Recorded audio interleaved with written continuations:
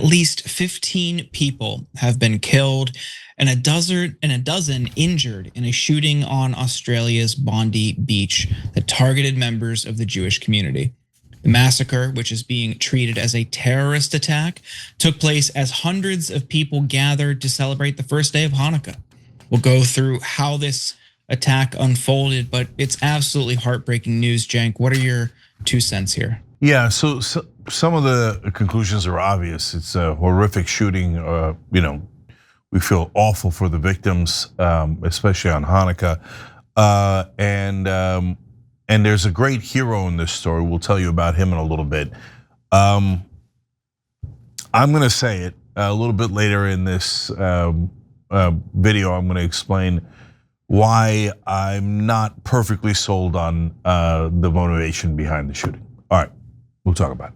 So the attack began around 6:37 p.m. local time. 2 individuals opened fire at Jewish families on the crowded beach where more than 1,000 people had gathered for the Hanukkah event. Video shows a heroic bystander, a 43-year-old man named Ahmad Ahmad, tackling and wrestling a firearm away from one of the gunmen. Take a look.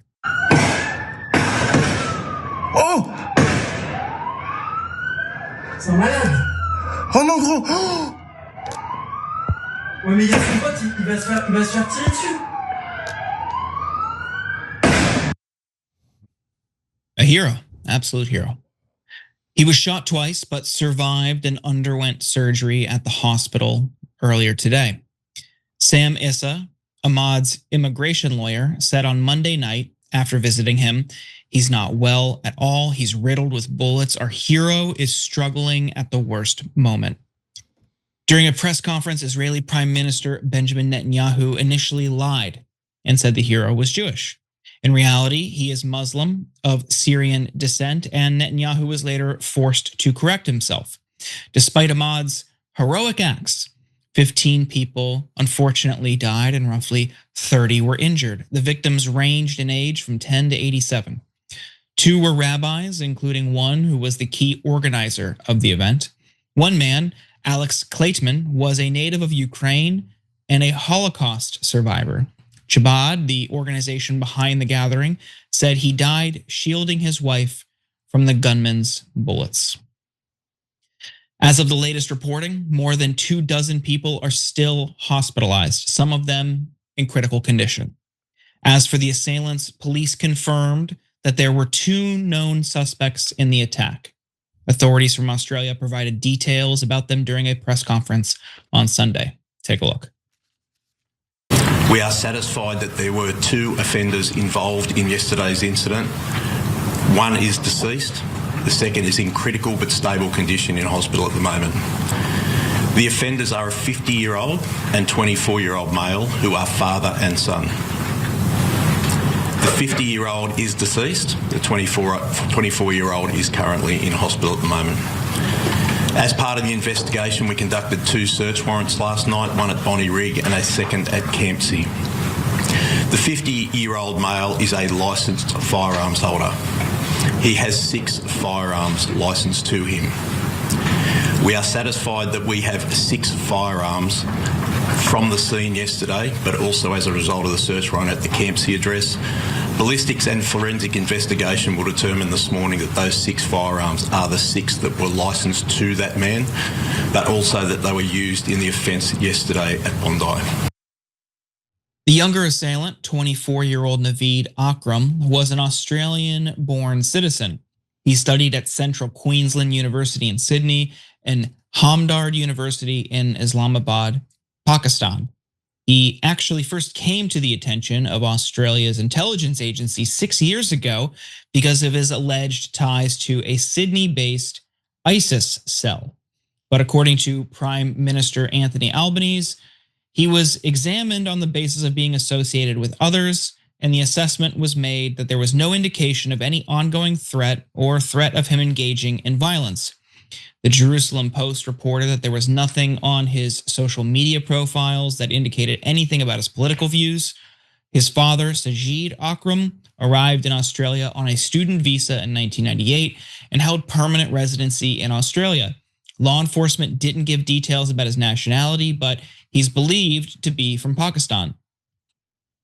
He held a valid gun license and legally owned 6 long firearms. Improvised explosives were also found in the pair's vehicle, which law enforcement removed and secured. Cenk, there's a lot here, but what do you make of this story? Yeah, so again, some things are easy to point out. So first, let's talk about how immoral, wrong, and stupid the attack is. Obviously, killing innocent people is the worst thing you could do. We are a movement of peace and nonviolence, and so if, for example, if they were targeting them because they were Jewish, I assume that they were angry about Israel. Presumably, that's the story, right? And so we don't know much about it yet because they haven't been interviewed. We just are told that there were 2 guys with ISIS, but that were from Australia. I believe they had an ISIS flag, so there's a lot of shootings these days with very convenient things like engraved bullets. This is why I am doing it. This is the flag I have brought, etc. But there's no question about the 2 guys who did it. They're on tape, right? And the dad has passed away, but the son is alive. And the Australians have no reason to be biased. So I hope that they dive in and find out who's really behind this. Was it really just those 2? Or, by the way, are they part of a larger movement within Australia or other governments related to ISIS? Now, the Israelis are saying Iran, well, that makes no sense. We're going to talk more about it later in the show, but Iran is fundamentally opposed to ISIS. They're mortal enemies. So obviously that doesn't make sense. So a lot of people are reading what they want into it and are using it for political purposes and agenda. But so again, the shooting itself is unequivocal. It's horrible, disgusting, immoral. Even if you're like what they're saying is exactly right, and these guys, and we find out that these guys are mad about what Israel had done, etc. That would not excuse this action 1%, not one scintilla. Killing innocent people is exactly what we are against. So that would be the most ironic they could do. As I've told you on the show a million times, if there's anyone in a peace movement that is going to do violence or break the law, turn them in. And the second part of it is, of course, it couldn't be more counterproductive. So that's what gets me questioning a series of attacks that are all intensely counterproductive if you care about, we are told these killers care about, presumably, about protecting Islam or Muslims or something. Nothing endangers Muslims more than this. In this particular case, 15 Jewish people were killed, and so nothing endangers Jews more. But then, as a consequence of this, all Muslims are hated, and now pundits that happen to be almost all pro-Israel, but others as well, some around the edges, mainly pro-Israel, but some others too, are all saying, "Oh my God, the Muslims did it. The Muslims did it. It's all the Muslims' fault, and it's the Muslim immigration, and it shouldn't be allowed, and they don't assimilate, and all these things." So you just couldn't do anything dumber or more immoral. So that's obvious. Ahmed Ahmed, the hero who tackled the guy, I mean, that's also the most obvious thing in the world. It doesn't get any more heroic than that. Brother shot twice. He doesn't look to be in danger himself, but he sneaks up and bum rushes the shooter anyway to save other people's lives. I mean, at enormous risk to his own life. It doesn't get any bigger hero than that. And look, guys, just as a quick and easy counter argument to the ridiculous bigots, etc., saying it's the Muslims, So does Ahmed al-Ahmed represent all 1.6 billion or 2 billion Muslims? No, there's a lot of Muslims who are not that courageous. There's a lot of, the overwhelming majority of people, Muslim or otherwise, are not that courageous, right? So that brother stands for himself. You want to be proud that he's Muslim, great, no problem, right? But he's an individual, right? The same is true of the killers. Do they represent more Muslims or a majority of Muslims or even a significant minority of Muslims? I was on Piers Morgan this morning and Gillian Michael is talking about, well, I heard that 90% of Muslims are good, but 10% could be terrorists, and that's like 200 million people. Yeah, you heard that from right-wing media who just made it up. That 10% number has no basis. In fact, 1% has no basis. In fact, it's preposterous. And if you said, well, I hear 90% of Jews are okay, but the 10% are really evil and we should watch out for them and ban them from immigrating into countries, etc., that would be weird and terrible and unacceptable. It's just as unacceptable to say about Muslims. So do I know if there's a larger organization behind these two guys in terms of doing the killing? No, I don't. Do I trust the immediate answers that we get? No, I trust it less from the American government. This one, I'm totally open to what the Australian government has to say because the Israeli government has lied almost 100% of the time. So I take what they say is not only not something I should take seriously, but what is likely to be the exact opposite of true, right? The American government in backing the Israeli government has lied many, many, many times. But the Australian government, to my knowledge, has not done that. So I'm open to seeing what their investigation concludes. I'm very, very open to it and looking forward to it. So the guy who remains alive obviously should face the harshest sentence that Australia's got to offer. But what I care more about is it organized in any way, shape, or form, and by whom? I mean, this is tragic. It's horrific, but we have to point out what a rarity it is to see something like this in Australia. I mean, Australia, New Zealand, elsewhere in the developed world, they have very stringent gun laws. They're talking about the registered firearms at home. I have a friend from Australia who told me about how the random checks the government does. They'll show up at your house to make sure everything is properly stored if you have guns. I mean, it's those types of precautions that make things like this a rarity, unlike the US where it's a daily occurrence. So you will see the right, and I've already seen them try to spin this about how people should have more guns to take down the assailants. No, an unarmed, courageous man, barehanded, stopped one of the shooters. I mean, that's what solved it here. That's what stopped it.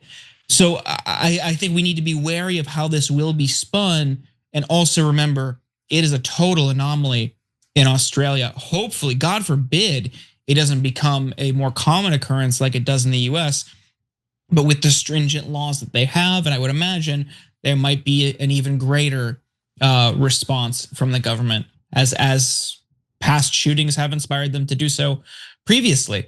And then to your point, Cenk, I think you'll see blanket condemnations in our next block. After this break, we're gonna get into some of the spin, the racist, Islamophobic spin we're seeing from the right.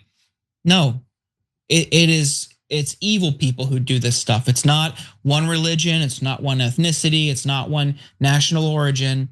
It's just people who are evil and violent. That's who do it. We should condemn it, and we shouldn't make blanket sweeping generalizations about over 1 billion or 2 billion people around the world because it's politically expedient. It's disgusting. I'm sorry you had to deal with that. And I hope one day we see an end to that type of political rhetoric, but I'm not too optimistic there. Last two quick thoughts there to build on what you're saying. Yeah, this is such shocking news because a mass shooting like this hasn't happened in Australia in 30 years. After the last mass shooting, they banned guns, and obviously this guy had a hunting license, and that's different. So it's not a 100% ban, but because of the overall ban, they haven't had one in 30 years. You know how many mass shootings we've had in America this year alone? Over 390, more than one a day. So when a mass shooting happens in America, it's barely news. In Australia, it's a multi-decade event. Gee, I wonder if gun control makes a difference. And then finally, to your point, look, guys, Israel has done this horrible genocide in Gaza, bare minimum 70,000 dead, right?